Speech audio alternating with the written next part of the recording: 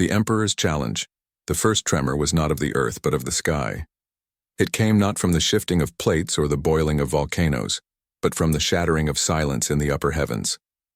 The people of Earth lifted their eyes and found their blue dome torn open by rivers of light. Cities froze mid-step, skyscrapers gleamed like needles under auroras not born of the poles, and oceans rippled as though they too had been startled awake. A fleet, not of ships as humans knew them. No rivets, no engines billowing fire, but of titanic silhouettes carved from starlight itself. They hung in orbit like statues of forgotten gods, their hulls bending physics, their shadows taller than continents. At the center of this constellation rested a throne carved into a vessel larger than any human city, a throne that looked less like a seat and more like a mountain of burning glass. Upon it, unseen but felt in every heart, sat the Emperor of 1,000 worlds. He did not speak through sound. He spoke through presence. Every radio station, every screen, every neural pulse of imagination bent to his will, until humanity saw him, not with eyes, but with the marrow of their bones. His visage shimmered like a dream, a figure cloaked in living armor, crowned with a diadem that bled starlight. His voice was iron dipped in honey. "Children of Sol," he intoned, "your star has come of age. For 10,000 years the great conquered has required a proving when a young race joins the council of the cosmos. Thus I challenge you. Send forth a champion, not of your kings or your rich, not of your scholars or your priests, but of your people. One who will bear your blood as a banner, your spirit as a sword, for I will test them in combat. If they fall, Earth shall bow as vassal to my empire. If they rise," the pause trembled across galaxies, "then humanity shall stand among the stars as equals, and the victor shall bear my knighthood, the title of star-born knight of the empire." Then silence. The fleets lingered, orbiting Earth as unblinking witnesses. The ultimatum was written across the sky itself. Humanity had one moon cycle to answer. In the days that followed, Earth's leaders gathered in desperation. Capitals lit up with restless nights, war rooms buzzed with voices old and weary. Presidents and generals argued over candidates, names of Olympians, elite soldiers, martial artists, champions of sport. But as the debates raged, the people themselves cried out against them. The Emperor had spoken with precision. "Not of your kings or your rich. The champion must not be a polished statue of privilege." The cosmos demanded a child of soil and fire. And so whispers began in forgotten corners, whispers of a man who had bled for no crown, who had fought wars not for glory but for survival, a man with no noble lineage, no gleaming armor, only scars that traced the cost of humanity's violence. His name was Arik Dane. Arik lived far from the glass towers, in a rusting shack on the edge of a salt flat. The war had ended years ago, but it had not ended in him. His left leg was metal, bolted to bone with steel the color of ashes. His right eye bore the milky glaze of shrapnel. His hands shook when he remembered too long. Yet his neighbors still came to him, for though he limped, he never refused to cry for help. It was in this solitude that the envoys found him. The Hall of Duels. The journey began not with rockets, but with silence. When Arik Dane boarded the vessel prepared for him, the earth receded behind him like a dream slipping from memory. The oceans curved into silver crescents, the continents shrank into shadows, and at last, the planet that had raised him became no larger than a marble held in the dark hand of space. He pressed his palm against the glass and whispered a vow, not to the generals who sent him, not to the emperor who awaited him, but to the fields and rivers and nameless graves of home. "I will not let you kneel." The ship that bore him was not of Earth's design. It had been gifted, almost mockingly, by the Emperor's emissaries, a demonstration of the gulf between their sciences and humanity's infancy. It was a living craft, its hull breathing like the hide of some great leviathan, its corridors pulsing with veins of light. He was alone inside it, save for the guidance of a voice that was not a voice, a crystalline intelligence embedded in its walls. "Knight candidate," it whispered, addressing him not as a man but as an object of ceremony. "Your course is fixed. The Hall of Duels awaits." The hall itself was not a place that could be built upon any world. It hung in the void like a cathedral untethered to gravity, a colossal sphere of crystal that refracted starlight into rivers of color. Its walls seemed to hold within them the echoes of entire galaxies, swirling as if painted by ancient gods. Across its surface drifted vessels of every shape and heritage, each bearing spectators from civilizations older than humanity's dreams. They came as pilgrims, as gamblers, as witnesses. For a duel of ascension was not a simple contest. It was theater, prophecy, and judgment wrapped into one. The Emperor's challenges had echoed across eons, and each new species that rose was measured in this crucible. Some had triumphed and joined the Empire as equals. Others had fallen, and their worlds had bent into silence. As Arik's vessel pierced the shell of the hall, the voices of countless civilizations surged around him. Languages he could not fathom shimmered across the air, yet he understood their intent: awe, curiosity, disdain. The sight of a scarred man in unadorned armor sent ripples of murmurs across the crowd. "This is their champion?" One voice laughed. "A crippled veteran not even noble-born?" Another scoffed. But beneath the ridicule, some spoke in hushed tones. "Look at his scars. They are not painted. They are lived." Arik was led to the preparation chamber, a sanctum beneath the arena where champions before him had knelt to tighten their armor, whisper prayers, or weep unseen. The walls were smooth mirrors of obsidian reflecting him from every angle. A fractured army of one man. He studied himself.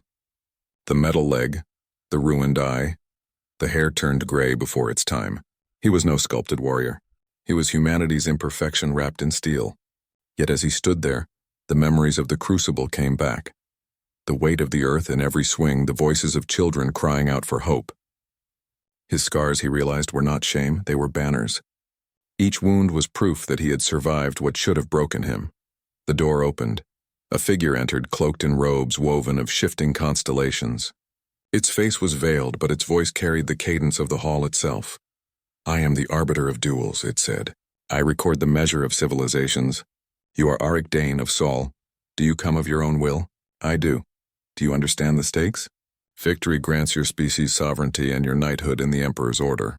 Defeat makes your world a vassal, its choices bound to the Empire's chain." "I understand." The arbiter studied him with silence, then reached into the folds of its robe. From within it drew a blade not forged of matter but of pure light. It pulsed as though alive. This is soldiers dressed not in the fatigues of nations but in the pale uniforms of a new Earth alliance. They came not with orders but with pleas. The world had chosen him. Not for his medals, he had few, but because he was ordinary and yet had borne the extraordinary. At first he refused. "I've fought enough wars," he rasped, voice hoarse from years of smoke and sand. "Let the young take this burden. I'm no knight. I'm broken." But when night fell, Arik looked to the sky. The Emperor's fleet still burned like constellations. Children pointed to them with wonder and fear. He thought of the weight of vassalage, of earth bent to foreign will. He thought of his scars, not as shame, but as proof. Proof that he had endured. Proof that he could endure again. And so, he whispered to the silence. "If a knight is needed, then let a scarred man stand." Training began at once. The Alliance carved a citadel into the Nevada desert, a place of steel and sand where Earth's best minds gathered to hone one man into a legend. They called it the Crucible. Scientists forged armor lighter than thought. Engineers crafted blades woven of plasma and carbon, while old veterans drilled him in every art of war humans had learned in their bloody history. But the hardest battle was not against weapons, it was against memory. Night after night, Arik dreamed of the men he had lost. The screams of comrades swallowed by fire. The smell of sand turned to glass. Waking in sweat, he wondered if he carried death with him. If by stepping into this trial he was dragging Earth itself into a grave. Yet dawn after dawn, he rose. He walked despite the pain in his leg. He lifted despite the tremor in his hand. For each child who watched the skies with fear, for each farmer who whispered prayers into their soil, for each worker who looked up from their machines and hoped, he bore their weight. The crucible transformed him not into a perfect warrior, but into a relentless one. At the end of the moon's cycle, the Emperor returned. From his throne of burning glass, his voice washed over Earth once more. "Have you chosen, children of Sol? Have you forged your spirit into steel? Present him now that I may judge his worth." And so Arik Dane stepped forth, clad in armor of matte black, no crown upon his brow, no cloak of royalty, only the weight of Earth at his back. He bowed not with grace but with gravity. "I am no king's son," he declared, voice carried to the stars. "I am no hero carved in marble. I am only a soldier of earth. But if you seek the measure of my people, then you shall face me, and through me all of us." A silence followed. The fleet stirred like titans shifting in slumber. Then the emperor's laughter rang, not mocking but delighted. "So be it, peasant knight. Let the stars witness your trial. In 7 cycles you shall stand before me in the hall of duels. Come prepared or come to kneel."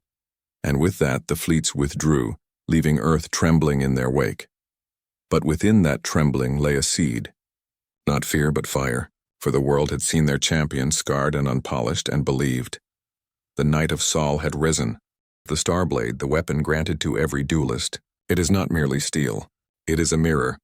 It shapes itself to your soul. Auric reached for it, and as his hand closed around the hilt, the light shifted.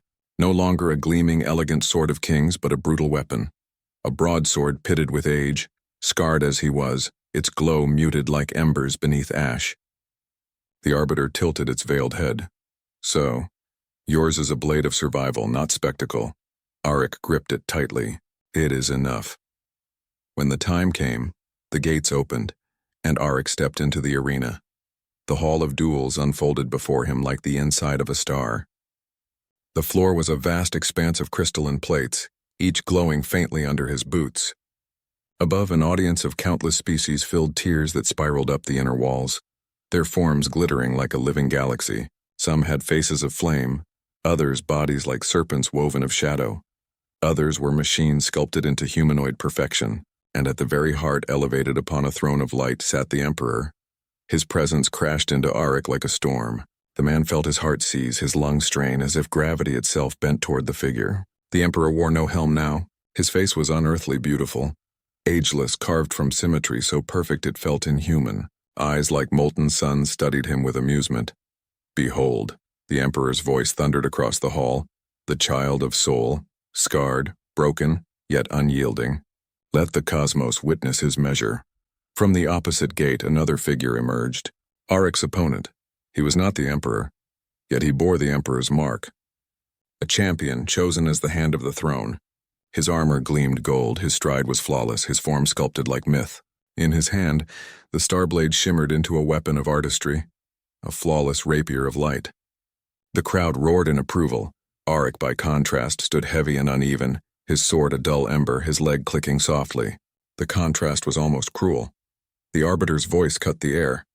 "By decree of the conquered, the duel shall begin. No mercy, no retreat. The blade decides the fate of worlds." Silence fell. The Emperor raised a single hand and brought it down. The duel began.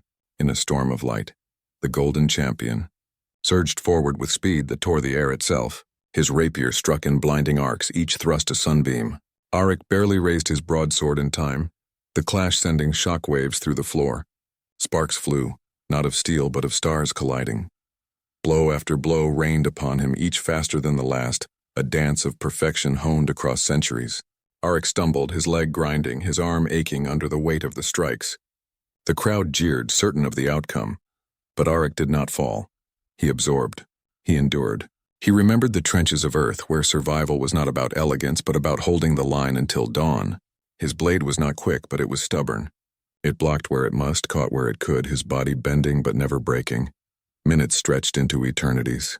The golden champion's strikes grew sharper, angrier, his perfect rhythm cracking against the immovable wall of Auric's will. And in the silence between clashes, Auric's breath grew steady. His scars did not weaken him here, they taught him. They whispered, "Pain is not defeat. Endure. Endure." Then, at last, came the opening.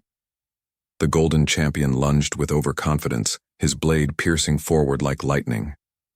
Auric shifted, letting it graze his side, and with a roar that carried the weight of earth itself, he brought his broadsword down in a brutal arc. The ember flared, the golden rapier shattered, and the hall of duels gasped. The Emperor's gaze. The golden rapier broke not with a clang but with a shiver of light, like a star collapsing into dust. The fragments dissolved into the air of the hall, and for one impossible heartbeat, the entire arena was silent.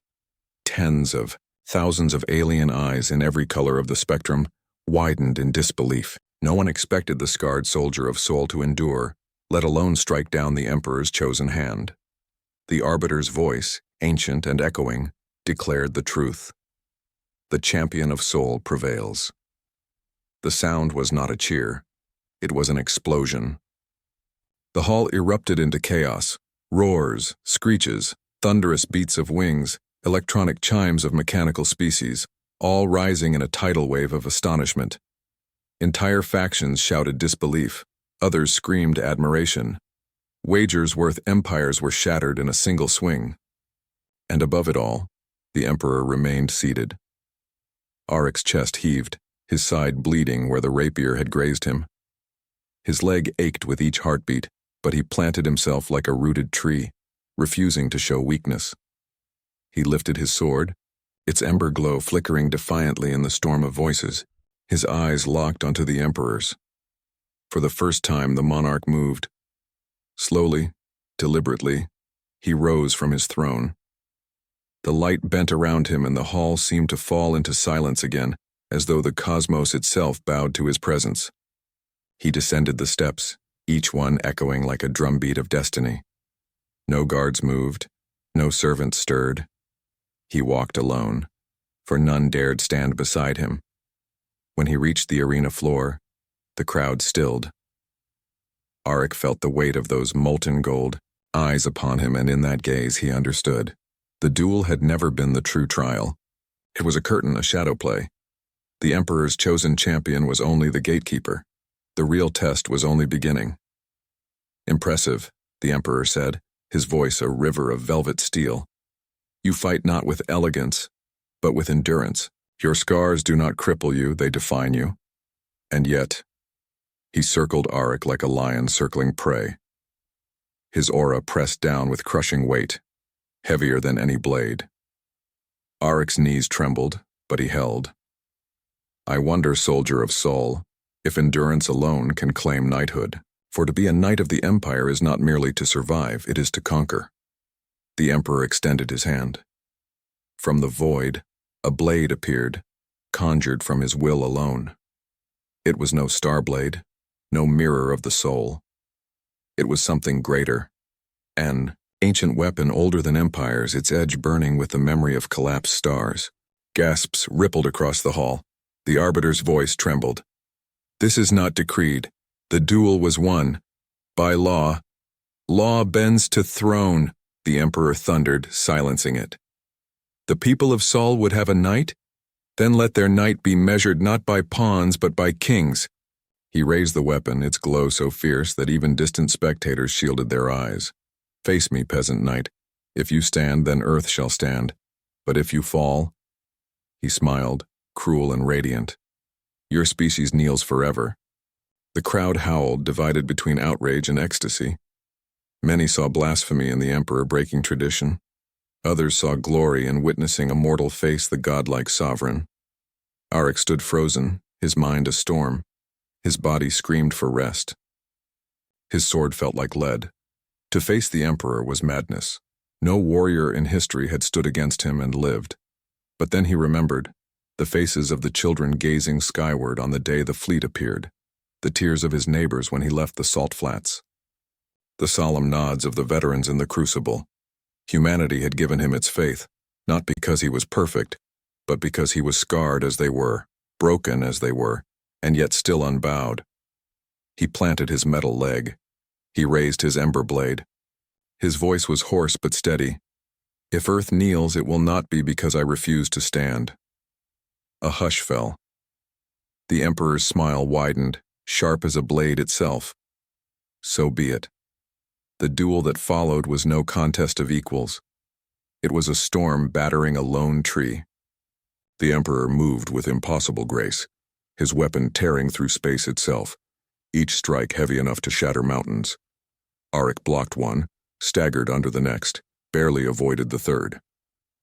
The crystalline floor cracked beneath his steps, each impact ringing like thunder. Pain tore through him. His arm numbed, his ribs screamed, his leg nearly buckled. The ember blade flared and dimmed, as if even the weapon doubted his strength, yet he did not break. For every strike that sent him reeling, he clawed his way upright again. For every wound carved into his flesh, he answered with defiance. His survival was not beauty, it was brutality. He fought as a man fights drowning, as a soldier clings to life in mud and fire. The crowd, once jeering, now leaned forward in silence. They had seen champions fall in elegance. They had seen warriors crumble in dignity.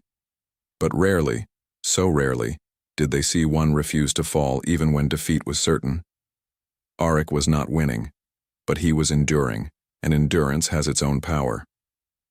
The Emperor's strikes grew heavier, his movements sharper, his voice edged with frustration. "You are not my equal. Why do you not yield?" Auric spat blood onto the crystal floor. "Because Earth does not yield." For the first time, something flickered in the Emperor's gaze. Not fear, no mortal could inspire that, but curiosity. Perhaps even respect. And then came the moment. The Emperor lunged, his blade arcing with celestial fire. Auric raised his own, knowing it would not hold. The impact exploded, shattering the ember blade into 1,000 sparks. The force hurled him backward, slamming him into the arena wall. His weapon was gone, his strength failing. The Emperor stood over him, blade raised for the final strike. The hall held its breath. But Auric did not cower. With his bare hands, bleeding and trembling, he pushed himself upright, pressing back against the wall until he was on his feet. He had nothing left, no sword, no shield, only will, and still he raised his fists. "Then strike," he rasped. "But know this, even if you kill me, you will never make Earth kneel. Because every scar I bear, every breath I take, is not just mine, it is humanity's. You can break one man. You cannot break all of us." Silence. The Emperor's blade hovered, a sun suspended inches from Auric's throat. His eyes, molten and merciless, stared into the broken soldiers. The crowd trembled, waiting for the death blow, but the Emperor did not strike. Instead, slowly, impossibly, he lowered his weapon. His voice rolled like distant thunder. "Perhaps you are right, soldier of soul. Perhaps conquest is not always the measure of strength." He stepped back, his aura easing. Though it still burned brighter than any star.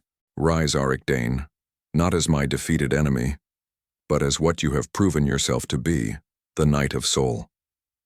The hall erupted again, but this time it was not chaos. It was awe.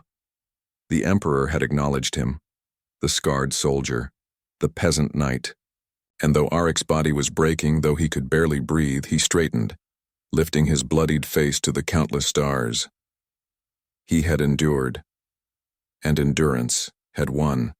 The knighthood oath, the hall did not forget silence easily, yet silence fell once more. Where moments ago the Emperor's blade hovered at Auric's throat, now it was lowered, its fire extinguished in the hush of revelation. No decree could have shaken the audience more than what their own eyes had witnessed. A mortal scarred soldier, weaponless and bloodied, standing unbroken before the throne of the galaxy. The Arbiter, still veiled in constellations, broke the silence at last. Its voice trembled, as though the ancient being itself struggled to believe what it declared. By word of the Emperor, and by the will of the hall, the warrior of Sol is named Knight of the Empire.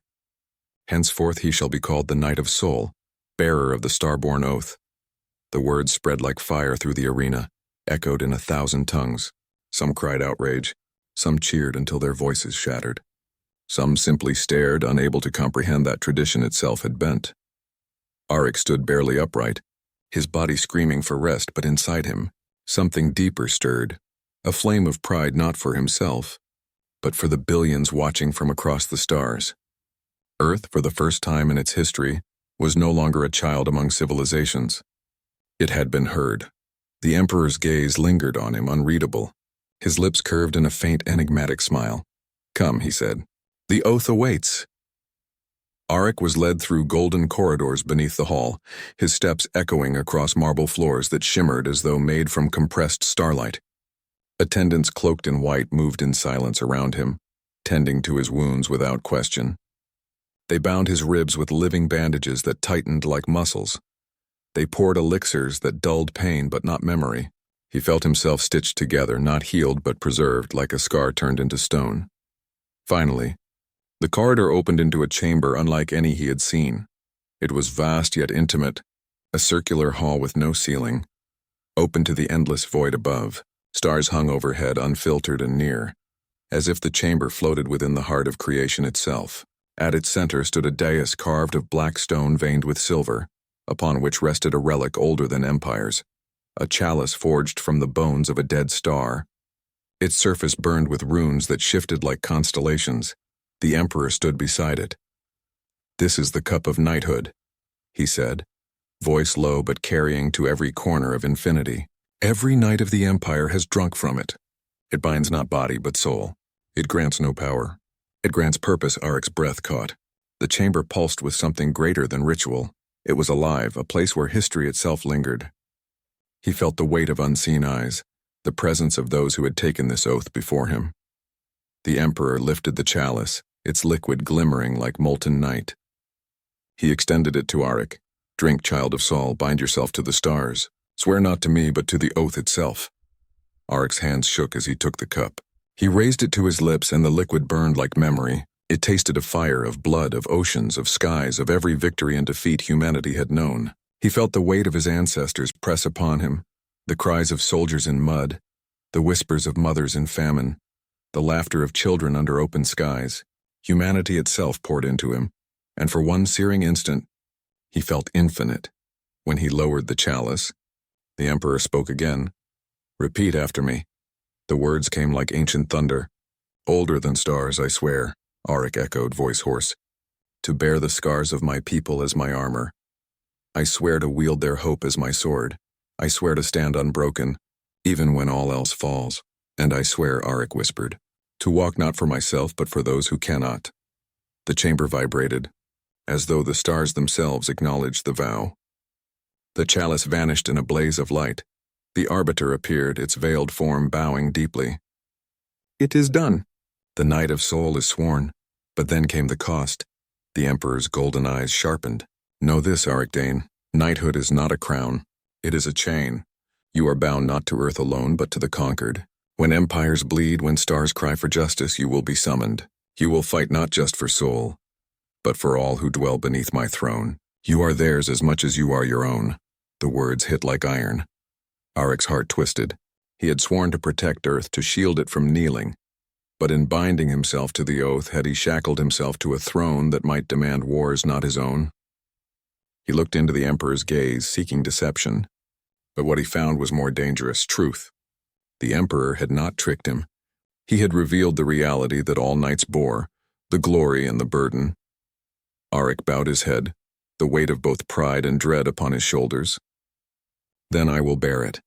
For if Earth is to stand among the stars, then I must stand for the stars as well." The Emperor's smile returned, faint but genuine, spoken like a knight. When Arik emerged from the chamber, the hall awaited. The audience had not dispersed. They lingered to witness his return. He stepped onto the dais, his armor repaired, his wounds bound, yet his scars still visible beneath the glow. The Arbiter's voice carried once more. "Behold the Knight of Sol, sworn in the cup, bound by the oath. Let all empires remember this day, the day Earth rose." The hall erupted again, not in ridicule, not in disbelief, but in acknowledgement. Even those who hated the outcome could not deny it. The scarred soldier had become legend before their eyes. Arik lifted his gaze to the stars. Somewhere, far below, Earth would be watching. He hoped they understood. He had won them freedom, but at a cost he had yet to measure. For though he was the Knight of Sol, he was no longer entirely Earth's. He belonged to the stars now. That night, when the hall was empty and the fleet slept in orbit, Arik sat alone in his quarters. He touched the scars on his chest, the bandages on his ribs, the metal of his leg.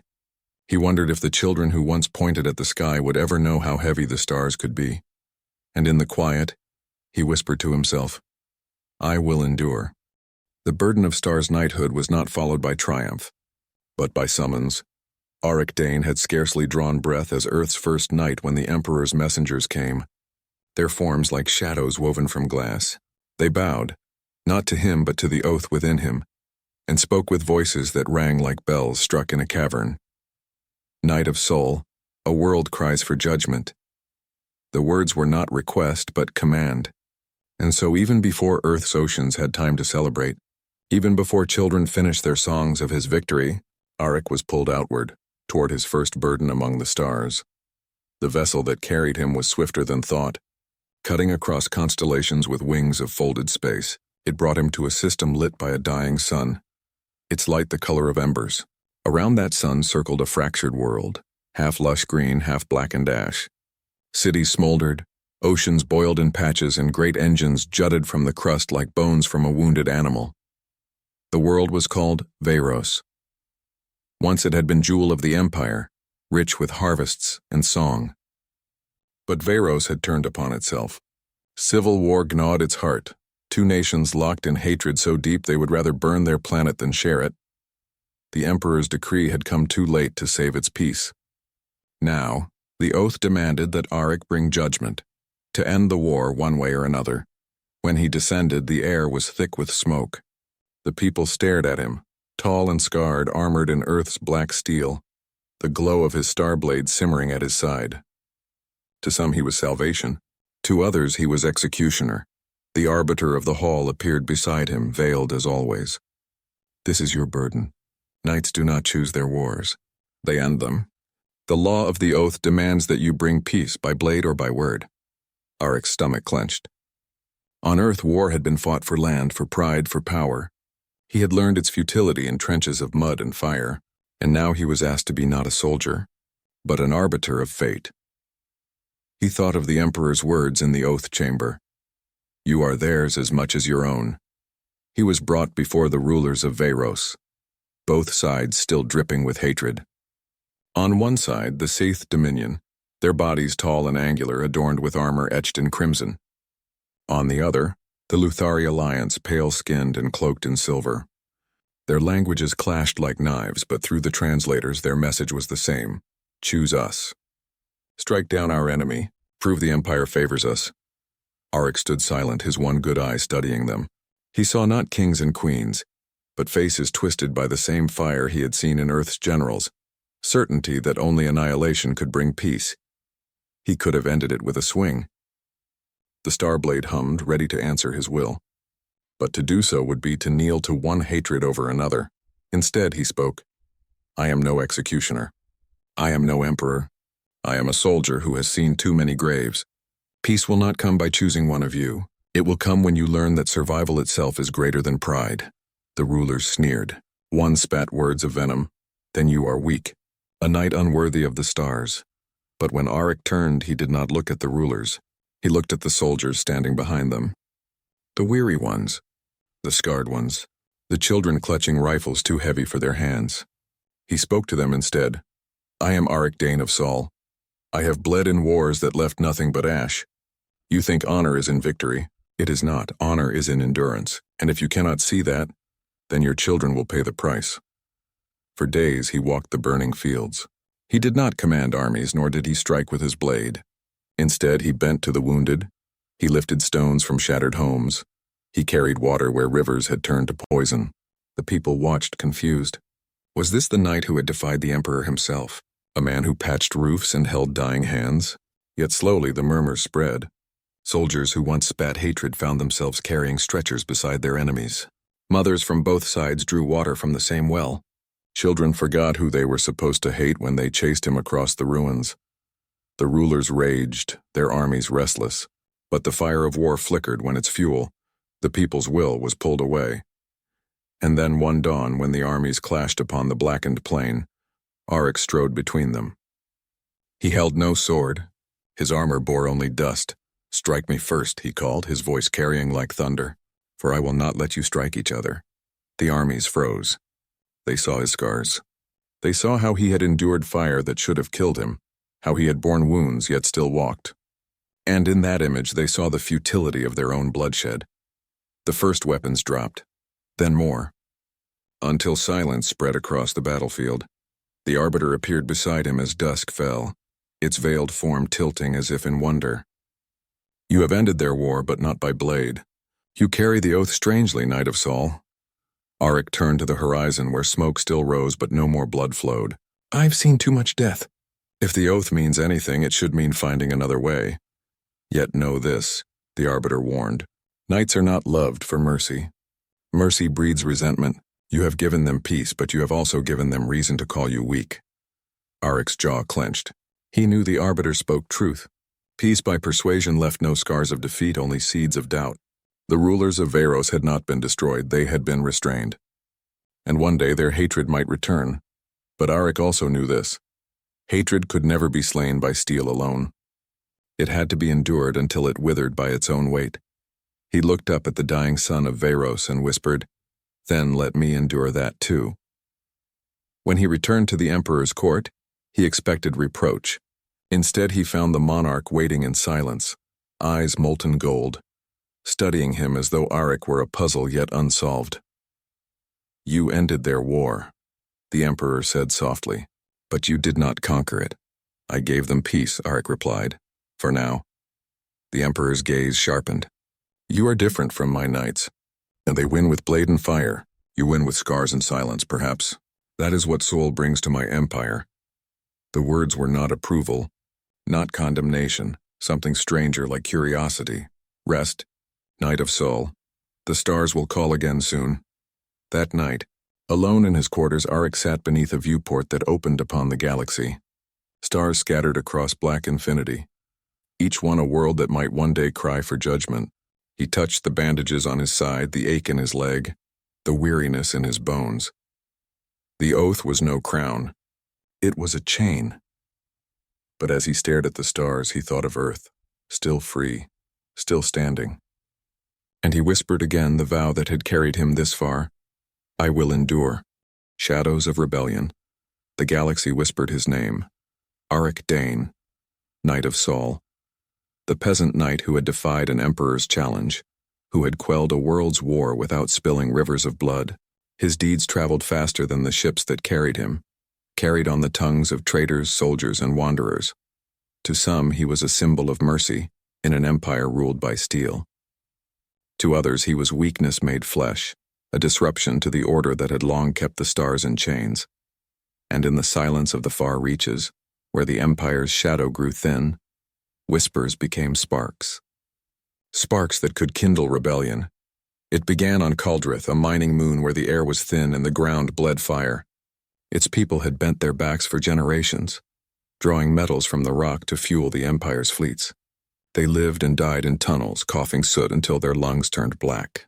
Knights had passed through before, faceless enforcers who demanded tribute with cold efficiency. But when Arik arrived, they gathered in silence, expecting another blade at their throats. Instead, they found a scarred man with tired eyes, who removed his helm and breathed the same thin air they did. He walked their tunnels, listened to their grief, and when the overseers beat a boy for dropping ore, Arik's hand caught the lash.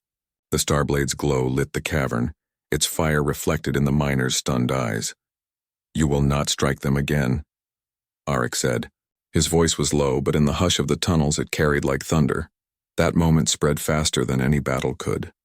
The Knight of Sol had raised his blade against the Empire's own enforcers, not to conquer a world but to defend its weakest.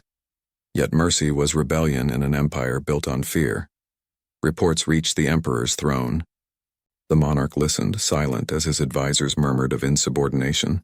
A knight was meant to bind the stars to his will, not unshackle them. Yet the Emperor did not speak judgment. His eyes, molten gold, glimmered with the same strange curiosity that had marked him since Earth's soldier first defied him. Let the knight walk his path, the Emperor decided. Let him carve a trail and see who dares to follow. But the arbiter of the hall came to Arik in the night, veiled and unreadable. "You tread a perilous line," it whispered, its voice like wind through a tomb. "Knights are not liberators. We are chains. You forget yourself." Arik's gaze was steady, his hand resting on the hilt of the starblade. "I remember myself too well. That is the difference." The arbiter tilted its head as if searching for the man beneath the scars. Then it faded into shadow, leaving only silence. In the weeks that followed, wherever Arik walked, unrest followed. Miners refused to work. Farmers demanded fair tribute. Soldiers muttered in mess halls, speaking of honor that did not bleed the helpless dry. And from the dark corners of the galaxy, hidden voices reached out to him. One night, as his ship drifted in the void between stars, a message arrived. Its signal was fractured, its voice hushed as though afraid the very air might betray it. Knight of Sol. We have watched you. You are not like the others. The Empire's chains weaken where you pass. If you would break them entirely, seek us. We are the Valeth. We remember freedom. Arik listened, silent, the words echoing in his chest. Rebellion was no stranger to him. On Earth, he had seen it born from hunger and crushed beneath boots. But here, across galaxies, the stakes were vaster. To answer this call was to declare not just his defiance of an emperor, but his betrayal of the oath itself. He closed his eyes, feeling again the chain that bound him. I will endure, he whispered. But endurance, he realized, was no longer enough. His next summons carried him to Dravenholt, a fortress world bristling with fleets and armies. It was here the Empire tested loyalty, where generals were measured by their willingness to obey without question. When Arik arrived, banners hung in black across the skies. The governor had executed 1,000 prisoners for a minor tax rebellion. Their bodies swayed on the gates as warning to all. The people trembled. The soldiers stood tall, blood still fresh on their boots, and into that silence walked Arik Dane, scarred knight of a distant, overlooked world. The governor sneered. You are late, knight. The rebellion is ended. Tribute restored. Arik's one good eye swept across the bodies. He remembered Veyros, remembered the soot-stained miners of Kaldrith, remembered trenches on Earth filled with corpses of men who had once laughed. He felt the Starblade stir at his side, not with hunger but with grief. No, Arik said quietly. This rebellion has just begun. He ignited the Starblade. Its light carved shadows across the fortress square. Soldiers who had once thought themselves loyal shifted uneasily. Some dropped their weapons. Others raised them. And in that moment, Arik realized something profound. He was no longer a servant of the oath. He was becoming its contradiction. The battle that followed was swift and brutal. Arik moved like a storm through the fortress, not as conqueror, but as reckoning. His scars burned, his body ached, yet still he endured. For every life taken unjustly lit fire in his blood. When the smoke cleared, the governor lay broken, his banners torn down, his army scattered not by conquest but by refusal to fight. The people poured into the square, their voices trembling at first, then rising in thunder. Knight of Sol! Knight of Sol! Arik stood among them, his blade dim, his breath heavy. He knew their voices were not just praise, they were demand. They wanted him not as knight but as leader, as symbol of something greater than survival. The Valeth's words returned to him. We remember freedom. And for the first time, Arik allowed himself to imagine it. Far away in the golden halls of the Emperor, advisors raged. He foments rebellion. He undermines the very spine of your empire. He must be destroyed. But the Emperor, seated upon his throne of suns, only smiled faintly. Not yet, he murmured. Let him grow. Let him believe. A knight who inspires rebellion is more useful than one who inspires fear. For only through him will the true face of loyalty be revealed. His gaze drifted to the star shadows of rebellion. The galaxy whispered his name. Arik Dane, Knight of Sol. The peasant knight who had defied an emperor's challenge, who had quelled a world's war without spilling rivers of blood. His deeds traveled faster than the ships that carried him, carried on the tongues of traitors, soldiers, and wanderers. To some, he was a symbol of mercy in an empire ruled by steel. To others, he was weakness made flesh, a disruption to the order that had long kept the stars in chains. And in the silence of the far reaches, where the empire's shadow grew thin, whispers became sparks. Sparks that could kindle rebellion. It began on Kaldrith, a mining moon where the air was thin and the ground bled fire. Its people had bent their backs for generations, drawing metals from the rock to fuel the empire's fleets. They lived and died in tunnels, coughing soot until their lungs turned black. Knights had passed through before, faceless enforcers who demanded tribute with cold efficiency. But when Arik arrived, they gathered in silence, expecting another blade at their throats. Instead, they found a scarred man with tired eyes, who removed his helm and breathed the same thin air they did. He walked their tunnels, listened to their grief, and when the overseers beat a boy for dropping ore, Arik's hand caught the lash. The Starblade's glow lit the cavern, its fire reflected in the miners' stunned eyes. You will not strike them again, Arik said. His voice was low, but in the hush of the tunnels it carried like thunder. That moment spread faster than any battle could. The Knight of Sol had raised his blade against the Empire's own enforcers, not to conquer a world but to defend its weakest. Yet mercy was rebellion in an empire built on fear. Reports reached the Emperor's throne. The monarch listened, silent, as his advisors murmured of insubordination. A knight was meant to bind the stars to his will, not unshackle them. Yet the Emperor did not speak judgment. His eyes, molten gold, glimmered with the same strange curiosity that had marked him since Earth's soldier first defied him. Let the knight walk his path, the Emperor decided. Let him carve a trail and see who dares to follow. But the arbiter of the hall came to Auric in the night, veiled and unreadable.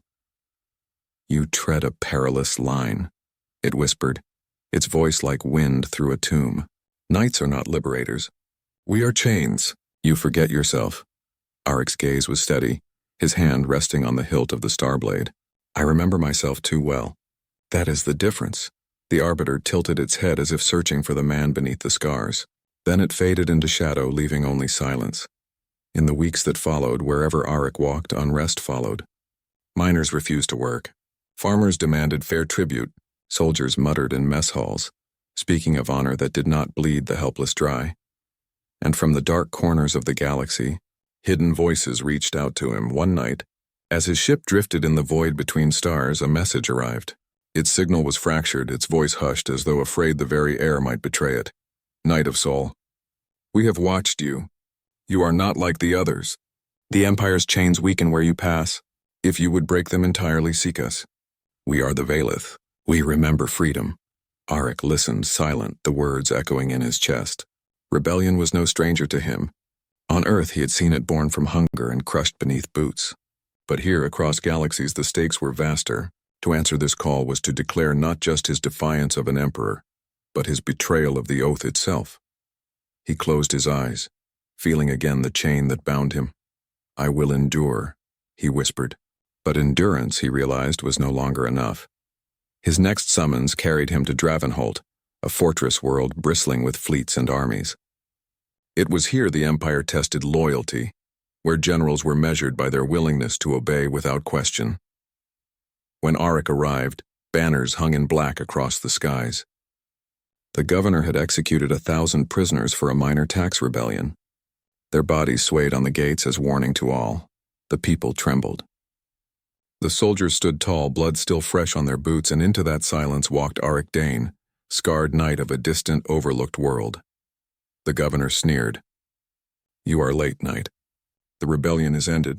Tribute restored. Auric's one good eye swept across the bodies. He remembered Veyros, remembered the soot-stained miners of Kaldrith, remembered trenches on Earth filled with corpses of men who had once laughed. He felt the starblade stir at his side, not with hunger but with grief. No, Auric said quietly. This rebellion has just begun. He ignited the starblade. Its light carved shadows across the fortress square. Soldiers who had once thought themselves loyal shifted uneasily. Some dropped their weapons.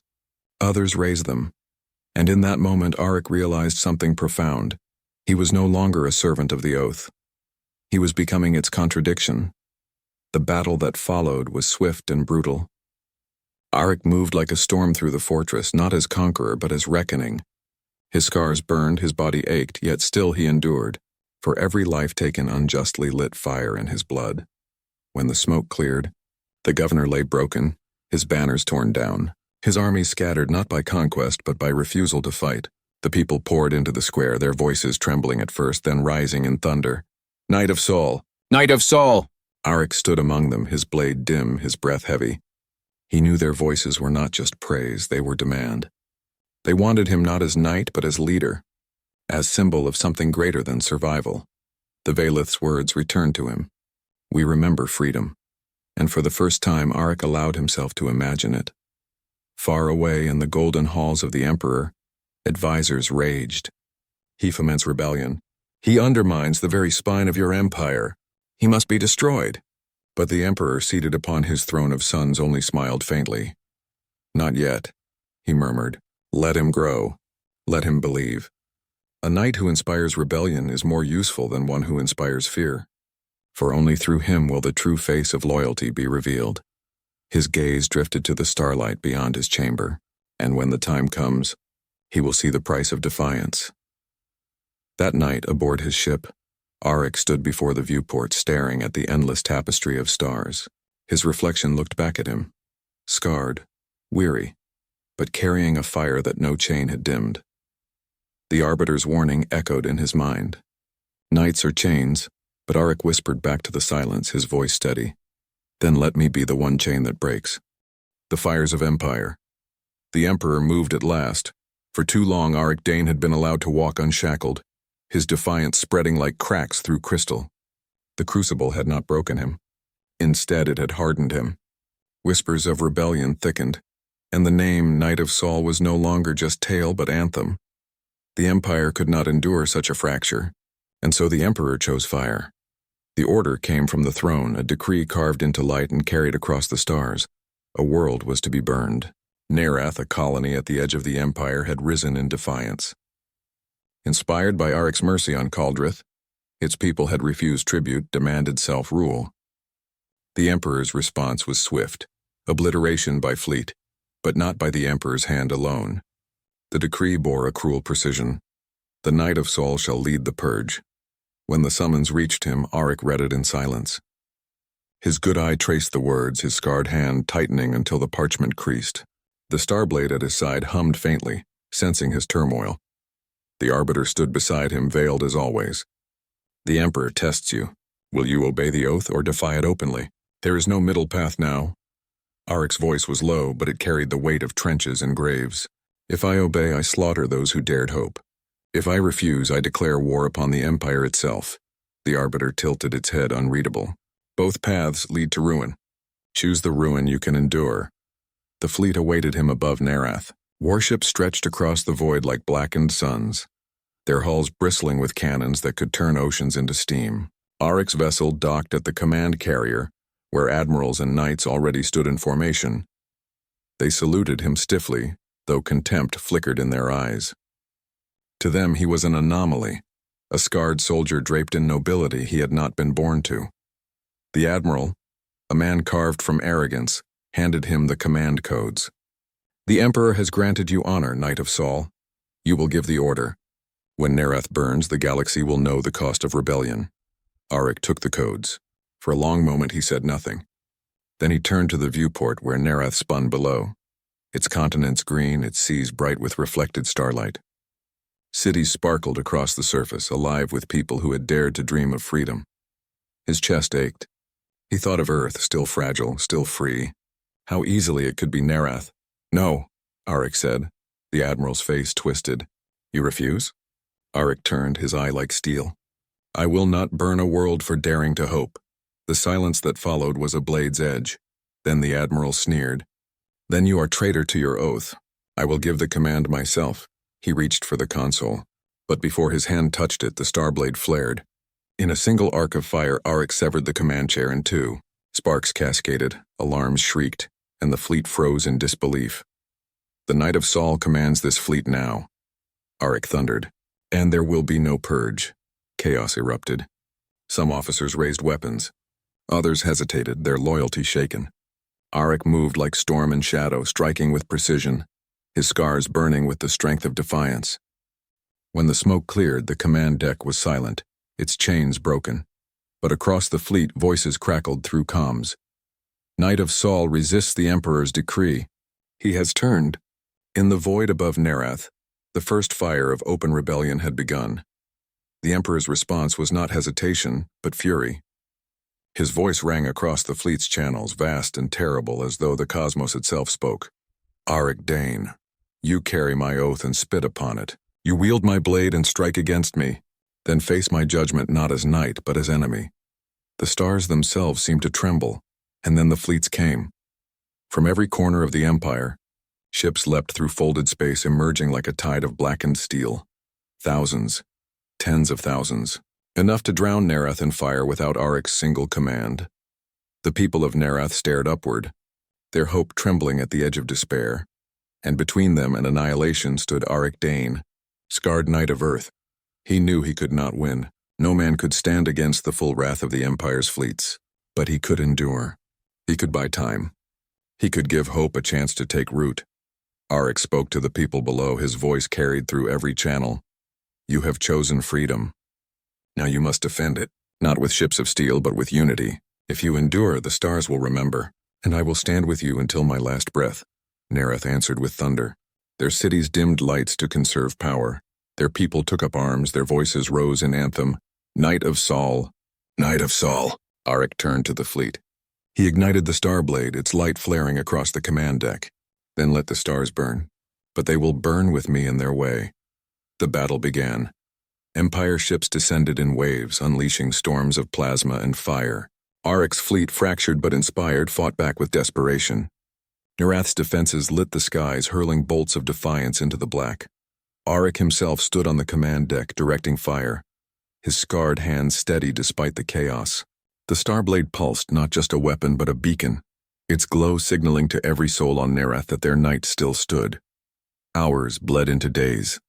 The void became a graveyard of ships. Fire rained upon the planet, but still it endured. And in the heart of it all, Auric Dane fought, not for conquest, not for empire, but for the right of one world to breathe free. But even endurance has limits. By the 7th day, the fleet was shattered. Nereth's skies choked with smoke. The Emperor's armadas still swarmed, endless as the night. The Arbiter appeared to Auric in the command chamber, its veiled form flickering like shadow. "You cannot win," it whispered. "The chain tightens. Endure, yes, but endurance alone will break you. What will you sacrifice, Knight of Sol?" Auric's chest heaved, his body failing, his scars burning with every heartbeat.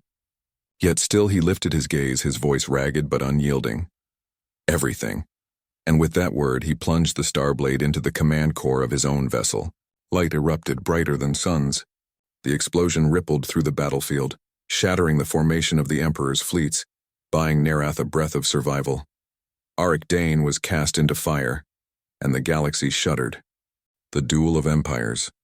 The dawn of the duel broke over Solara Prime like the opening of a wound across the galaxy. Never before had the great arenas of the Empire hosted a spectacle of such magnitude.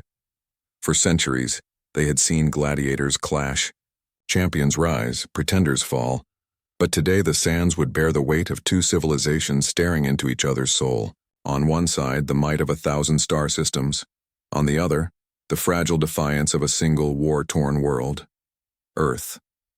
The arena itself was a cathedral to violence. Black monoliths towered above the ring, etched with runes of conquest and history. Suspended in the sky were hollow banners of every empire world, their colors bleeding into the light of Solara's twin suns. Millions filled the Colosseum seats, and trillions more across the stars tuned their vision links to witness what would either be the coronation of imperial dominance or the crack in its armor. At the center of it all stood Kalen Var, Earth's scarred soldier. His armor was simple by comparison to the gleaming plate of his opponent. No ornate crests, no jewels set in gold.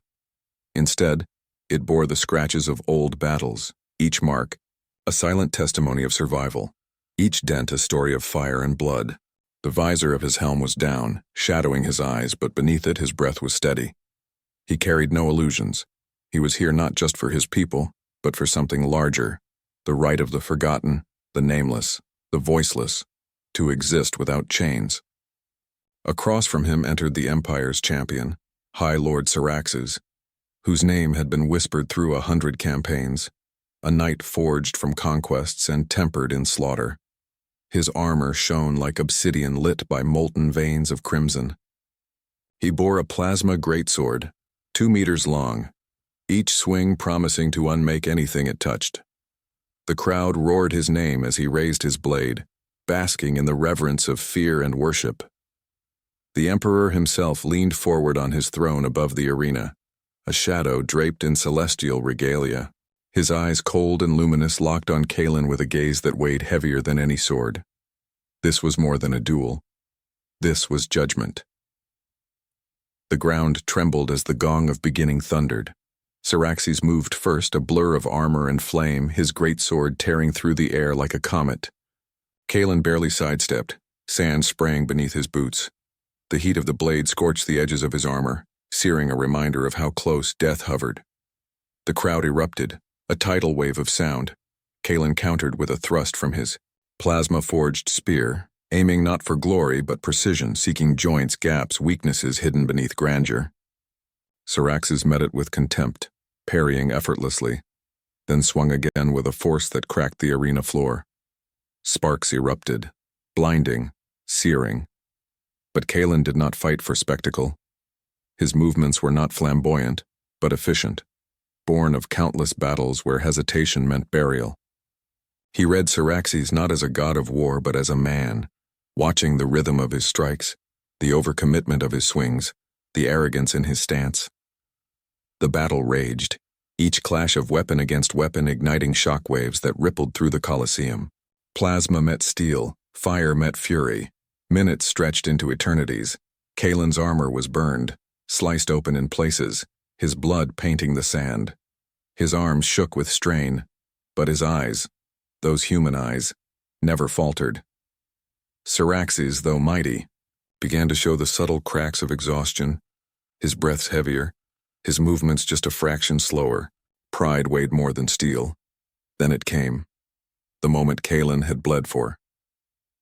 Syraxes raised his great sword high, a strike meant to end not just a man, but an idea. Kalen stepped inside the arc of the blow, feeling the heat scorch his back, and, with a roar that carried the voice of Earth itself, he drove his spear upward into the gap beneath Syraxes' chestplate. The weapon pierced through. The crowd fell into stunned silence as Syraxes staggered, the impossible made flesh. The great knight dropped his sword, its fire extinguishing as it clattered to the sand.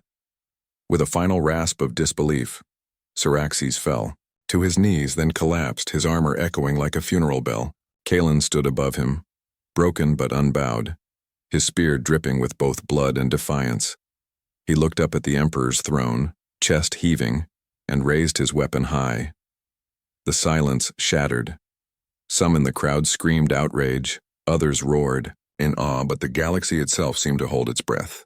For the first time in millennia, the Empire's invincibility had been pierced not by another conqueror but by a soldier of Earth, a peasant knight with no noble blood. The Emperor rose slowly, his cloak unfurling like the wings of a storm. His voice rolled across the arena, heavy and cold. So, humanity has teeth. The duel was over. The war for meaning had just begun. The shattering of chains, the silence that followed Syraxes' fall was more dangerous than any roar. It was the silence of disbelief, of an empire confronted with a truth it had long denied, that its power was not eternal. The arena trembled, not from the clash of blades, but from the weight of history breaking.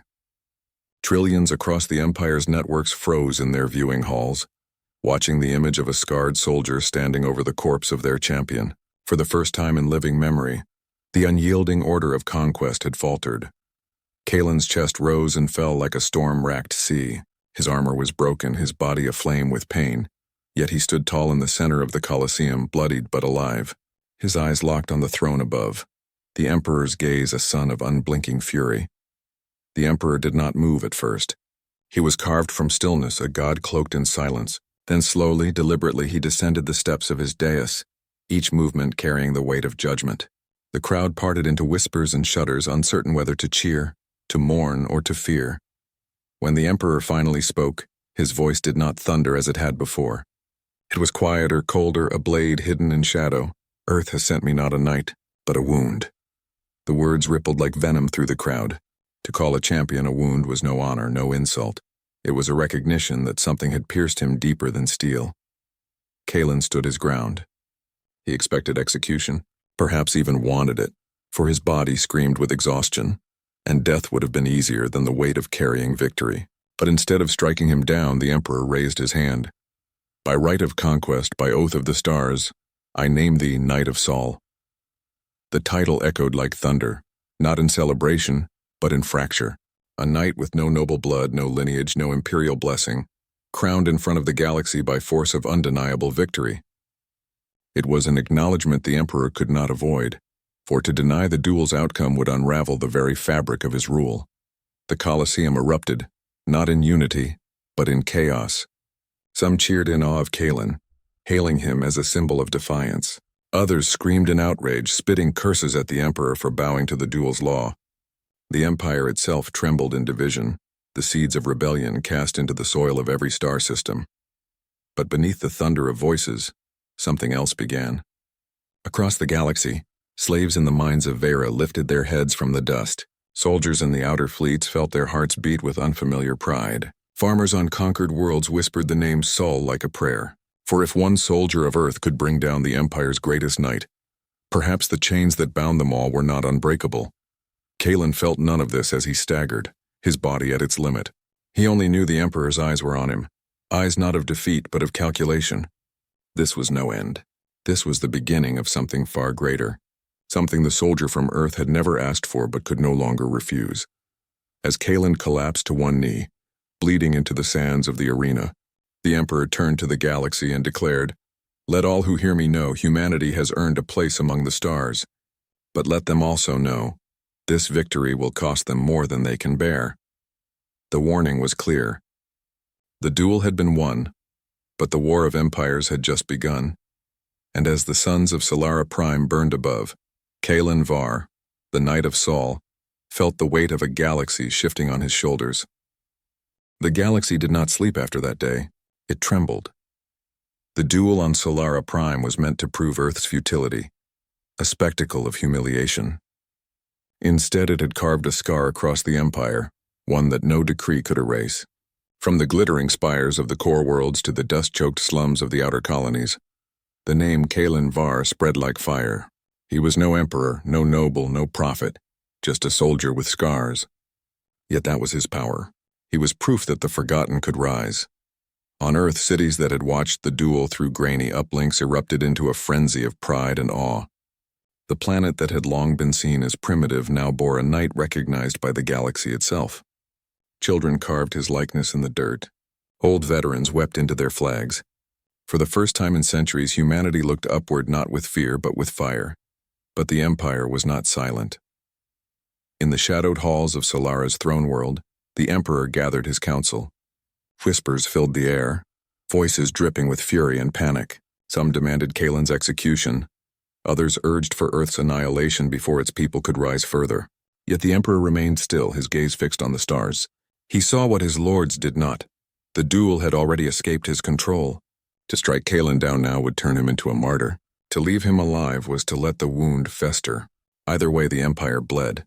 Kalen himself lay in the healer's chambers, his body stitched together with crude grafts and alien medicine. Every movement was agony, every breath a reminder that he should not have survived. But his mind was far from rest. He had not sought this.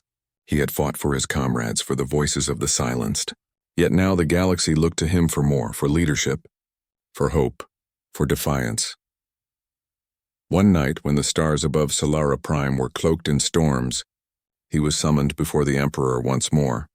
The great ruler sat on his obsidian throne, draped in shadows, his eyes like molten suns. "You have broken the spine of my champion," the Emperor said. "You have shaken the faith of trillions. Tell me, Kalen of Earth, what will you do with this power?" Kalen's voice was raw but steady. "I never asked for power. I asked for dignity, for my people, for all people.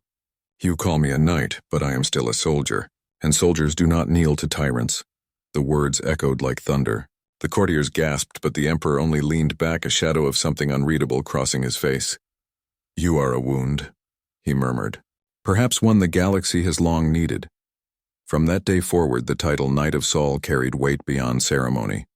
On distant worlds, miners struck their hammers in rhythm, chanting his name. Fleet captains hesitated before obeying cruel orders, remembering the scarred soldier who had defied an empire. Rebellion flickered in the dark, not yet a flame, but a constellation of sparks waiting to converge. Kalen returned to Earth, but he did not return the same. He stood not as a conqueror nor as a crowned king, but as a man carrying the unbearable weight of belief. His scars became symbols, his silence became sermons. And though he knew the Empire would one day come for him, though he knew war was inevitable, he also knew something greater, that the galaxy had seen the truth, that nobility was not in blood nor in thrones, but in the courage to rise when no one believed you could. And so the story of Kalen Var, the soldier who became the Knight of Sol, echoed across the stars, not as the end of a duel, but as the beginning of a legend. For in every shadowed corner of the Empire, in every enslaved heart, in every whispered prayer of freedom, One truth now burned brighter than fear. If one scarred man could stand against empires, so could they. The night's victory was not just Earth's, it was the galaxy's.